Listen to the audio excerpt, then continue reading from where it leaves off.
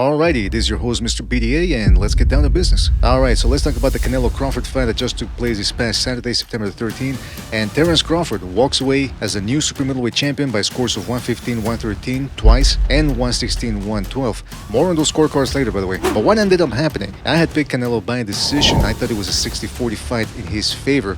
But I said from the start, this ain't Mikey Garcia versus Errol Spence, this ain't Roy Jones against John Luis, where there's a 2-3 height inch differential and 20 pounds in weight differential. Now the size difference wasn't as substantial if it was there at all, as many people expected. This was two super middleweights in there last Saturday. So it was gonna come down to skills, and Crawford just simply implemented his plan better. Now look, in the build-up to this fight, I was actually thinking, along with everybody else, okay, Crawford's gonna probably try to box from the outside, that's conventional wisdom. And then I started thinking, now, you know what, some of the things I'm hearing from his team members indicate that they're going to try to flip the tables on Canelo and actually try to push him back, the way Crawford did against Idris Velasquez. But of course, in hindsight, watching the fight, that would have been a very bad idea indeed, because although Crawford did manage to block a lot of those shots, more on that later, Canelo was still going for the home run in a lot of these exchanges. So it's one thing to block a shot, it's another one to take it. So Crawford managed to stay in there a couple of times in some exchanges, but then as soon as those exchanges were over, he was back on the back foot. Right afterwards, Bo Mike told him in the corner, don't exchange with this guy, there's no need for that. And of course, there was no need for Crawford to get into exchanges. All this talk about I'm gonna run holes through upside at Canelo's head and all that, that's all just filler buster. It's like I said earlier, if he gets into an exchange with Canelo, Canelo could possibly land and knock his ass out. Whereas if he can keep him out of range and block a lot of the shots, the big shots, why not play it safe in such a big fight? That's probably how he looked at it, and it ended up working out. And in hindsight, this fight was an interesting selection from Team Crawford. Yeah, because somebody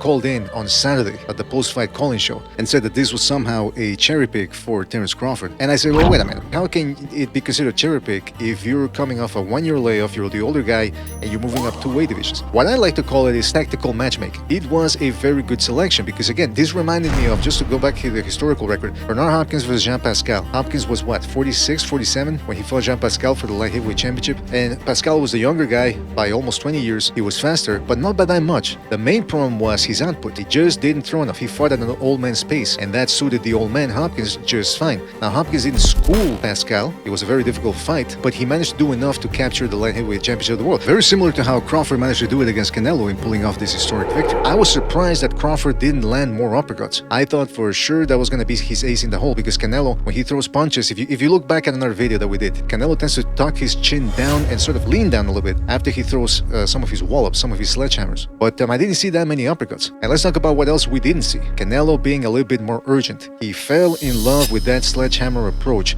and he had cost him against Dimitri Bivol, and he didn't change his approach. He kept on doing it against Ryder, against Charlo, against all these other guys, but it finally cost him.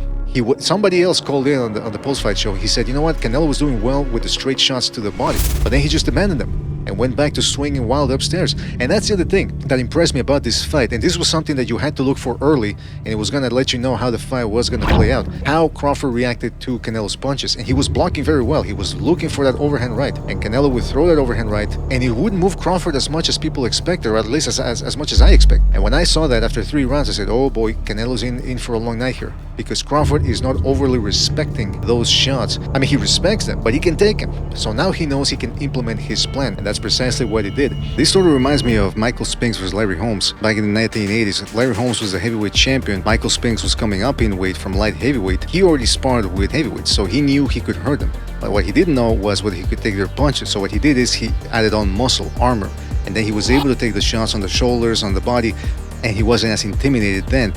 And maybe also psychologically that also affected his opponent, saying, oh, hey, this guy is not as weak as I thought. And I think something similar happened with Crawford. He stopped cutting down to 147 now and started weighing his natural weight, which is, he's a super middleweight.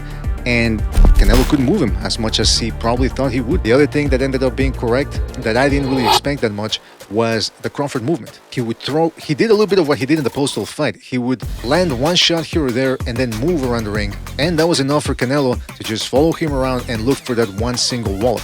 And that wasn't going to work out against Crawford. He should have thrown more straight shots to the body. Now, that's the other interesting thing, though. It's, what did you think of the scorecards? Because a lot of people called in, and there was a big divide amongst the callers. Some people were saying that Crawford schooled Canelo. Some of them even had it 11-1 Crawford, so they only gave Canelo one round. Then there were other people that said, hey, the fight was closer. And that really created a firestorm in the chat. So I'm curious to hear your thoughts on it.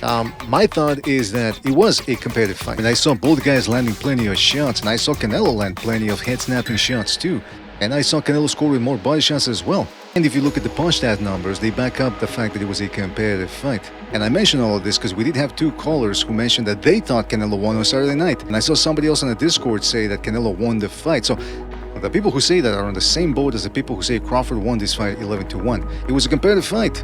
It was a competitive fight. Now, I thought Crawford clearly won the fight. So when I say it was competitive, I'm not saying that it could have gone either way. Simply that Crawford had to work for it. And this actually makes the win better for Crawford because it was against a guy who came to fight, like Madrimov. And not like Errol Spence, who we all saw what he was up to in the 3 years preceding that fight. But if I had to choose who I wanted to be at the end of most of the rounds, and at the end of the fight, obviously, it was Crawford. He simply did more for the majority of the rounds. There were people on two polar opposites coming into this fight. Either Crawford was going to school him and wash him, or Canelo was going to bloody obliterate him, which again didn't happen. Very few people saw it down the middle and said, you know what, it could be a competitive fight in which Crawford walks out the winner. And that's exactly what happened. But to say that this was a wash and that he schooled Canelo, I mean, again, do yourselves a favor and rewatch Bivol versus Canelo and Mayweather versus Canelo. Canelo wasn't nearly as competitive against those guys as he was against Crawford. Now, that's the other question, though. Do you want to see a rematch? Does this fight demand a rematch? I don't know. You know, Canelo, apparently, I heard he sounded pretty despondent in the post-fight press conference. So I don't know if he's going to want it. Then again, he's just got the post-fight feelies. So maybe in 2 weeks, he says, you know what, get me that guy again. And then they do a rematch. Why not? It would make Boku money, and they had a sizable crowd on Saturday. So why not? Everybody wins. And by the way, speaking of the scorecard, somebody told me that some sort of AI feature or software, whatever, ended up scoring about 114-114, a draw.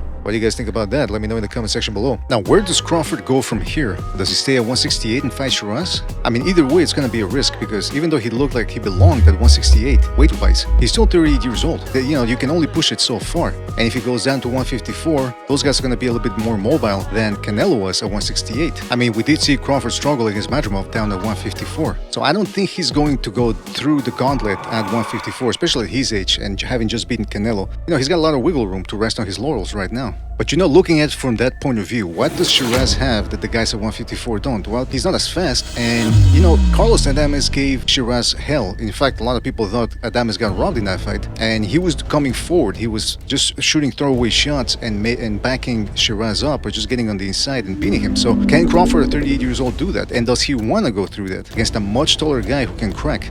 I don't know. Now, 154, like I said, those guys are faster than Shiraz. But then again, perhaps Crawford would also hit harder down there. I mean, Madrimov felt his shots. That's why he didn't really want to jump on him too much and engage on the inside. But then that's also the other question, though, because Crawford had said before this fight that fighting at 168 wasn't going to be a problem because he was essentially going to be fighting at his natural weight. Bomac said the same thing.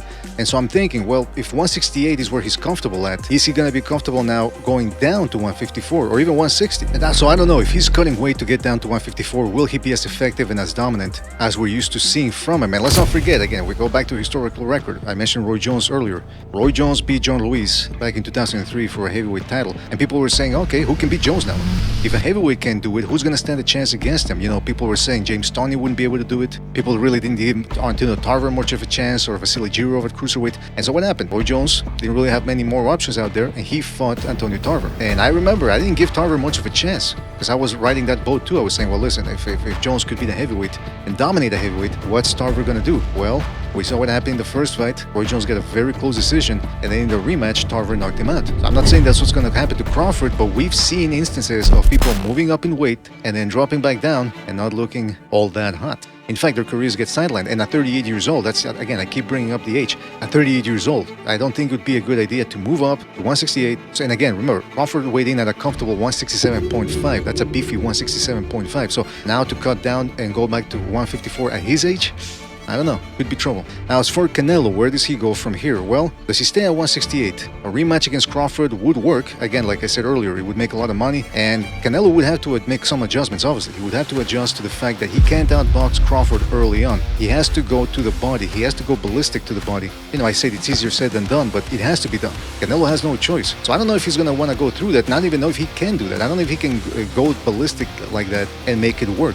So he's done it all at 168. What does he do? Does he want to stay there and be a contender? Now, the people over at ESPN Espanol were saying that he should move up to 175 and take on Benavides. But I'm wondering how much would that do for his career, because what would be on the line? Let's say he beats Benavides. Benavides isn't the top dog at 175, that's Bivol. So that's really what Canelo should be doing, a rematch against Bivol. Benavides, all that's on the line is if he beats Benavides, it's, well, you took away a paper title from him and you beat the guy that people accused you of ducking. I don't know, what do you guys think? I mean, should he rematch Bivol? Would Bivol even want that fight? I don't even know if the Sheik wants to see that rematch. I think he still wants to see Beterbiev Bivol 3. But then the question here with Crawford goes, okay, he won the fight. Where does he rank? Forget historical, that's a little bit too complicated for this video.